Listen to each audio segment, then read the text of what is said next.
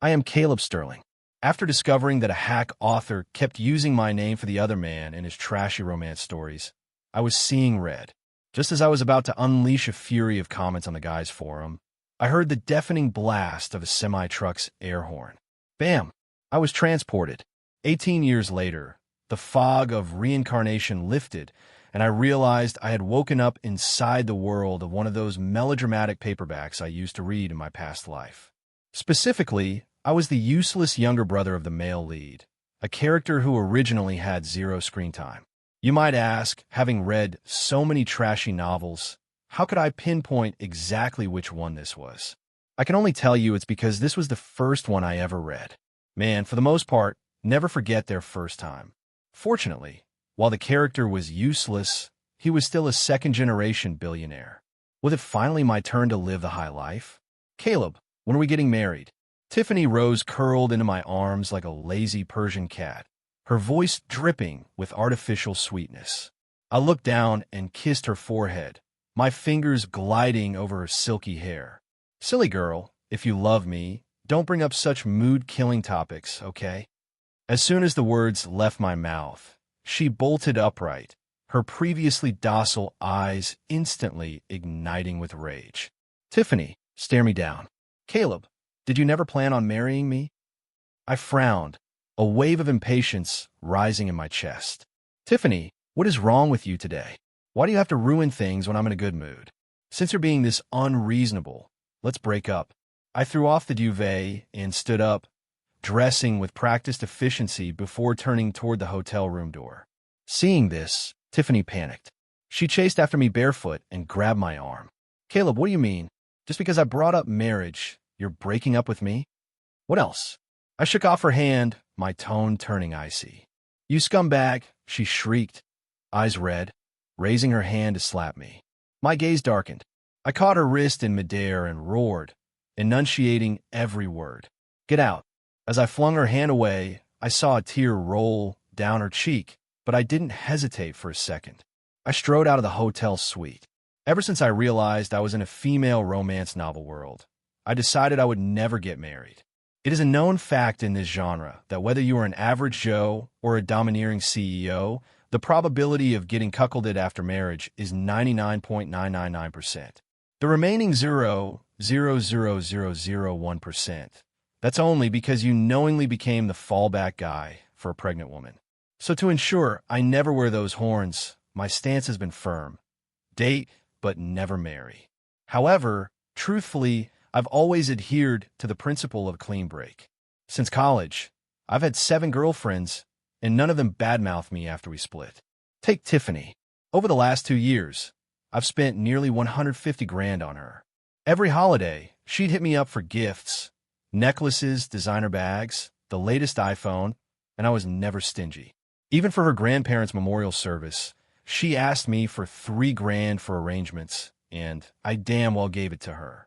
But she had to push her luck and ask for marriage. I don't have brain damage. Why would I marry her? For her inability to do anything but spend money, or for a body I've already grown bored of? Tiffany probably will never know what she just lost. The $75,000 breakup fee I usually give. Gone. Completely gone. Mr. Sterling, something happened to your brother. As soon as I stepped out of the revolving doors, my stunning secretary, Scarlet Fox, approached me. What is it? The irritation from Tiffany hadn't fully faded, making my tone sharp. We're still investigating the details, but it was a car accident. He's been rushed to City General for emergency surgery. To the hospital now. I walked briskly toward the black Bentley waiting at the curb. Inside the car, I leaned back against the leather seat, watching the city blur past.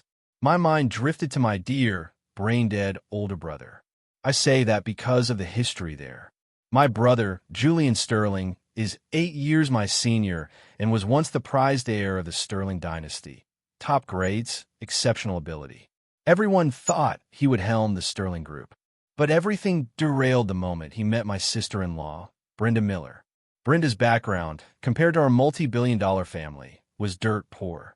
Her father was disabled, her mother had kidney failure, and they had nothing. But my brother, apparently lacking frontal lobe function, fell in love at first sight with this ordinary girl in college. The first time he brought Brenda home and announced he was marrying her, my parents flipped out. But Julian had drunk the Kool-Aid.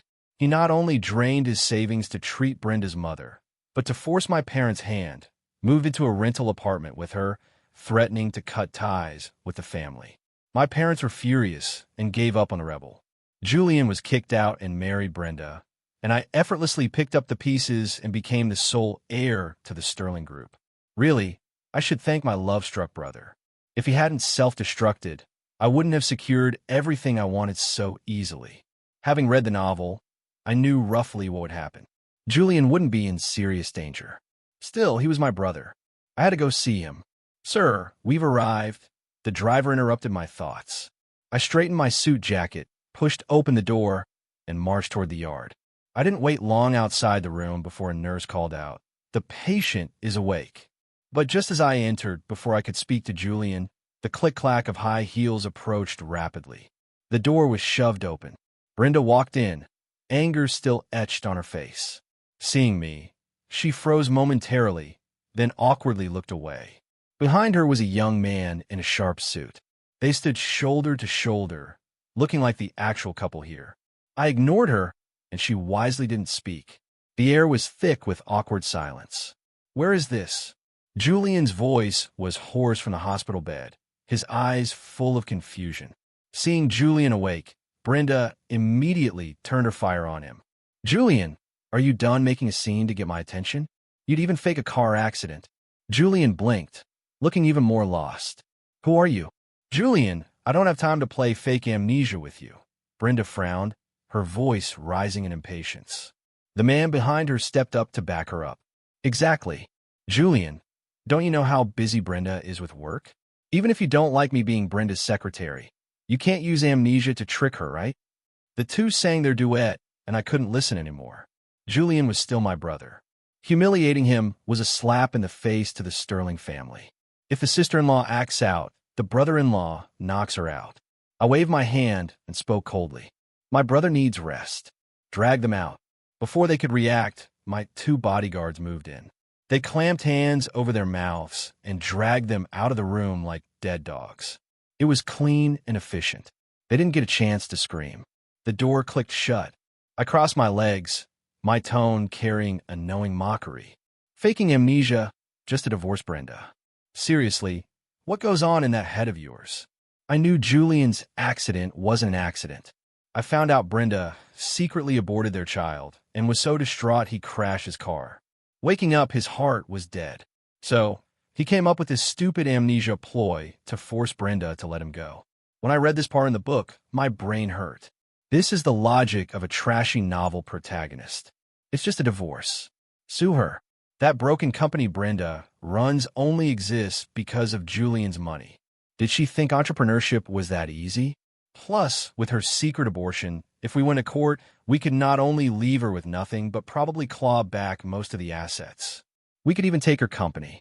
Even if her company is worth a few $100 million, it's peanuts compared to the Sterling billions. It's still money.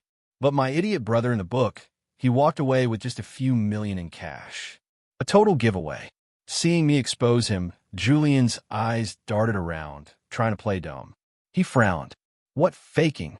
Who are you?" "I don't know you," I scoffed. I didn't waste breath. I pulled the leather belt from my pants, doubled it over, and snapped it against the metal bed frame. He flinched. "Don't know me, Fina? I'll help you remember." Whack, whack, whack. The sound of leather hitting the bed was loud in the quiet room. Ouch. Ow. "Caleb, I am sorry. I remember. I remember everything." After just a few strikes near his legs, Julian begged for mercy, throwing his hands up in surrender. I snorted, rebuckled my belt. My tone brokered no argument. "I'll handle your divorce with Brenda. I guarantee she'll cough up everything she took." Seeing him about to speak, I added, "When it's done, you're going to agree to an arranged marriage. Caleb this." Julian looked troubled, clearly wanting to argue. "Shut up," I glared, cutting him off. "Either listen to me or die in the gutter on your own. Choose." Julian shrank back, terrified, and whispered, "Okay." After dealing with the hospital, I took the car back to the Sterling estate. As I walked in, I saw my father, Arthur Sterling, reading the newspaper in the living room. Ahem.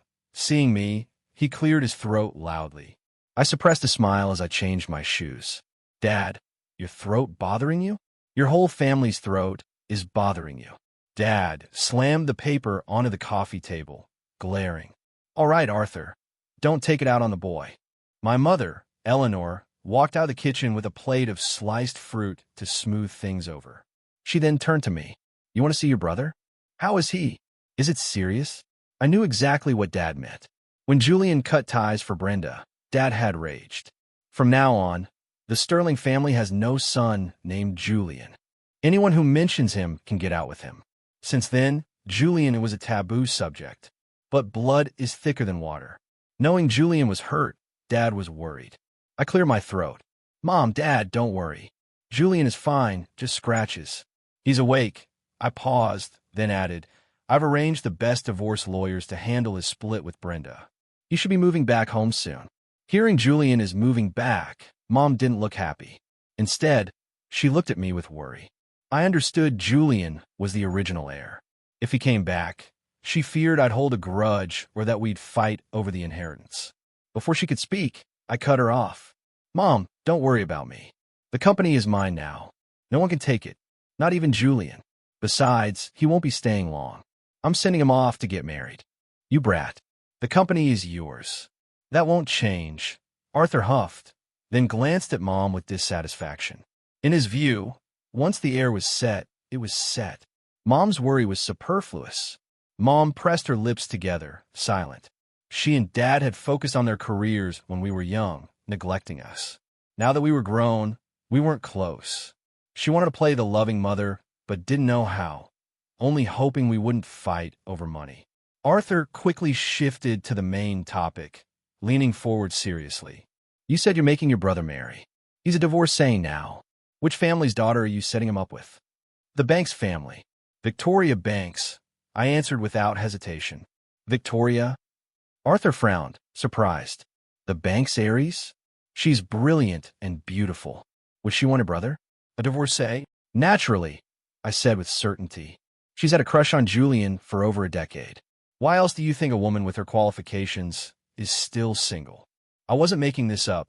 Having read the original text, I knew Victoria Banks and Julian were childhood friends. She loved him, but never said it before he met Brenda, and chased her like he was under a spell. Thinking about it, I sighed internally. My useless brother really had the protagonist luck. A top-tier A-list like Victoria waiting to pick up the pieces. Given how gorgeous Victoria was, if it weren't for Julian raising me when I was a kid, I might have tried for the sister-in-law role. I'm basically my brother's. Approach. Seeing my confidence, Arthur believed me. The Banks family's power plus Victoria's competence meant this was a guaranteed win. He started asking about Julian's condition, a smile returning to his face.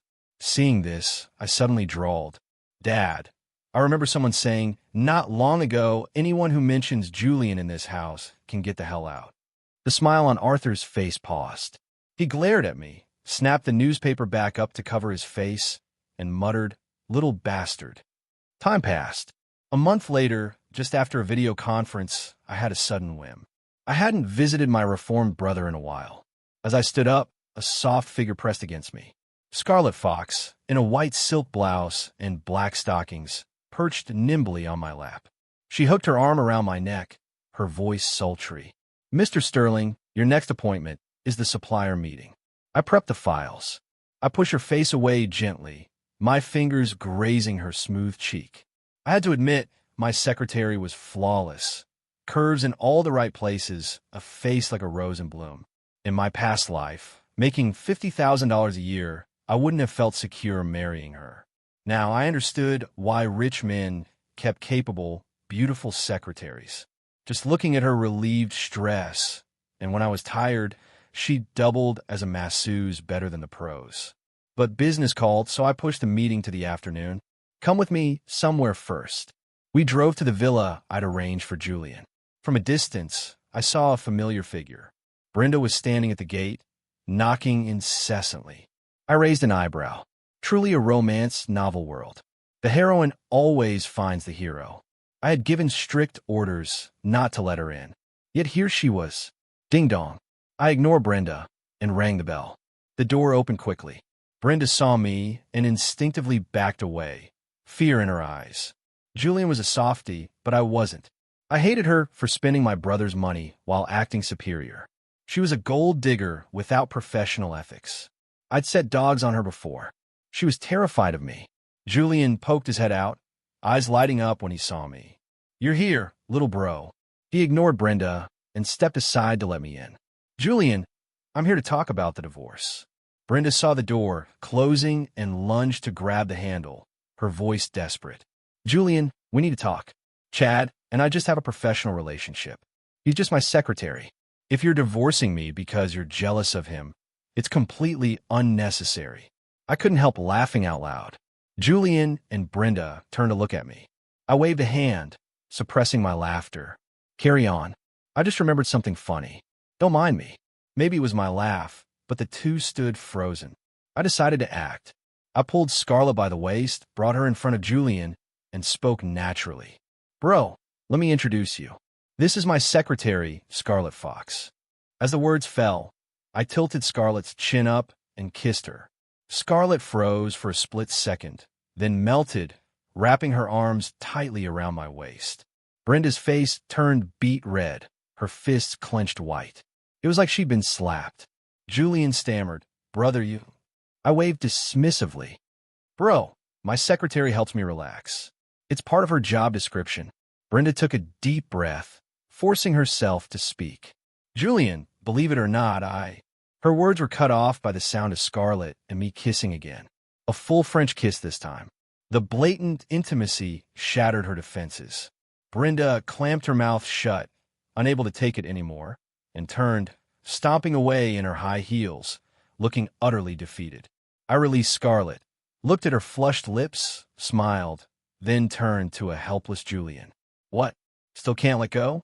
Julian waved his hands frantically. "No, no, you better not." A cool female voice drifted down from the stairs.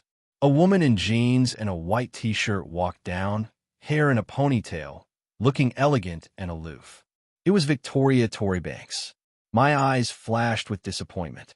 In the original plot, Tori should have come down wearing Julian's white dress shirt, barely covering her thighs to assert dominance over Brenda. Clearly, my sudden arrival made her dress properly. I grumbled internally. Stingy, won't even let me see some leg. I suppressed the thought and put on a warm smile. "Hi, sister-in-law." Tori's cold face instantly blushed red at the title. She shot me a reproachful look. "What are you talking about? Your brother and I are just friends." I grinned mischievously, stepping forward and raising my voice intentionally. "Tori, there's no such thing as platonic friendship between a single man and woman living together. You can't just take advantage of my brother because he's divorced and not take responsibility." "Caleb." Julian's face went pale. He reached out to cover my mouth. I shot him a fierce glare, and he immediately retracted his hand, shrinking back in silence. Tori, however, paused for a second and then laughed, her tone straightforward. "All right then, once your brother's divorce is finalized, I'll marry him." "Ah," Julian's jaw dropped, eyes wide as saucers. "Tori, isn't that too rash?" Tori had stayed over last night, but in separate rooms. Nothing happened. How'd it jump to marriage? He panicked. I stepped up and smacked the back of his head. "Oh, what? You picked up such a great wife and you're not satisfied? From now on, when you see Queen Tori, you bow, got it?" Julian cowed, looking pitifully at Tori. But seeing the smile in her eyes, he was even more confused. I secretly rejoiced. Harvest time. Everyone knows in these novels the second lead, who takes the rebound, is usually perfect. Tori was the prime example. Beautiful, a business genius. The Banks Group had skyrocketed under her, leaving Sterling Group in the dust. If Julian latched onto her, our stock would soar. Win-win. As for the assets we clawed back from Brenda, consider it Julian's dowry. I never make a losing deal. I handle the divorce. I can't be expected to subsidize his marriage with shares, too, right? Time flew. 3 months later, the divorce was finalized. My legal team didn't disappoint. The company Brenda built on Julian's funds went to Julian. She got 2 apartments in the suburbs and some cash totaling about $3 million. This result was the exact inverse of the original plot, where Julian got pennies. Truthfully, Brenda got lucky. In the original story, she was betrayed by Chad more immediately after the divorce. Her secrets leaked, and she went bankrupt. Her mother died in a damp rental because she couldn't afford care. Now, with $3 million, as long as she didn't try to start another business, she was set for life. I was adjusting my hair in the mirror when the door burst open. "Boss, bad news. Chad Moore is gone." Scarlett rushed in her heels, losing her usual composure. I froze. What happened? Brenda was Julian's ex, so I went easy on her. But Chad, no mercy. He crossed the Sterlings. I had caught him stealing company secrets red-handed. I had him beaten and shipped off to a mining camp overseas. I don't know. Scarlett panicked. He was on a plane. The guard went to the bathroom, and he vanished. I frowned. Then it hit me. A ridiculous genre rule I'd ignored. The villain plot armor. The other male characters act like the author's illegitimate children. Unless they do something universally unforgivable, they escape. And if they suffer, they trigger a one-time teleport to seek revenge. The revenge is usually extreme and cliché. Attacking the hero at a major event, forcing the heroine or second female lead to take a bullet or knife for him, cementing their true love. Living here for 20 years without seeing supernatural stuff made me complacent. Now I knew I'd messed up. Usually the heroine takes the hit. But what if? What if it's Tori and today is Julian's wedding? Damn it. I grabbed my jacket. "Scarlett, let's go." Wedding final. The Banks estate. Red roses wrapped around arches. Pink balloons floated above the lawn. Guests in high fashion chatted happily. Julian stood at the end of the aisle in a bespoke white suit, unable to hide his grin. This was his first real wedding, even marrying into the Banks family. His excitement was undimmed. When Tori stepped out in a mermaid gown, his palms sweated. The wedding march began. Tori took her father's arm. Just as they reached the priest, a hideous scream shattered the atmosphere. "Julian, I want your life." Amid screams, Chad Moore, dressed as a waiter, burst from behind the guests, a glistening fruit knife in hand, charging at Julian. I had just arrived and stared in disbelief. It was absurd. Chad actually used his villain teleport to crash the wedding. Chad stopped. A figure lunged from the side. Brenda, pale-faced, threw herself forward to block Chad. She had heard about the wedding and, regretting that she never gave Julian a ceremony due to her pride, had snuck in as a server to witness it. Seeing the attack, she moved on instinct. But Julian was frozen, paralyzed by the chaos. Tori reacted fast, pulling Julian behind her and shielding him, staring down the approaching Chad. But one person was faster. Almost the instant Chad raised the knife, Scarlett shot forward like an arrow, throwing herself in front of Tori without hesitation. Squelch. The sound of the blade entering flesh was sickeningly clear. Chad stared blankly at the woman blocking him, the knife buried in her abdomen. He recognized Scarlett, my constant shadow. He couldn't understand why she would risk her life for Julian. "You have a death wish." I roared, sprinting forward and kicking Chad flying. He hit the ground, curled in pain. I signaled my bodyguards to feed the fish. They understood, dragging the limp Chad toward the estate's backwoods. The guests were in chaos. I signaled the MC to calm everyone and rushed to Scarlett. She was pale, sweating, but forced to smile. "Mr. Steady Ink, I'm okay." "Don't talk." I pressed on the wound, ordering transport to the hospital. Then I turned to the stunned Julian, my voice calm but commanding. "Brother, the wedding continues."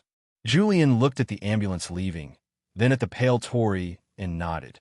It was only his brother's secretary hurt. He couldn't let this wedding, crucial for both families, stop for an outsider. The wedding got back on track. Before it ended, I was in a car to the hospital. The streets blurred. I leaned back, feeling a strange emotion. Scarlett had been with me for 3 years. I thought of her as useful, efficient, obedient, a tool. But this tool just took a knife without hesitation. The car stopped at the VIP wing. I walked into the room and froze. Scarlett was asleep, pale. Sitting by her bed was a man in work clothes. He turned, looking at me with territorial alertness. "Who are you? Who are you?" We spoke simultaneously. Silence. I broke it. "I'm Caleb Sterling, her boss. There was an attack at my brother's wedding. She was injured by mistake. I'm here to check on her." Hearing boss and injured by mistake, the man's tense shoulders visibly relaxed. He stood up and extended a hand, his tone much gentler. "Oh, Mr. Sterling. Hello, I'm her boyfriend, Liam." "Boyfriend?" I frowned, shaking his hand. Scarlett had been my shadow for 3 years, attending every event. She never mentioned a boyfriend. Liam seemed to sense my confusion and explained awkwardly. "We're childhood sweethearts. She's very career-driven. She probably didn't tell you because she was afraid it would affect her job." I didn't reply. I walked to the bedside, looking at Scarlett's furrowed brows.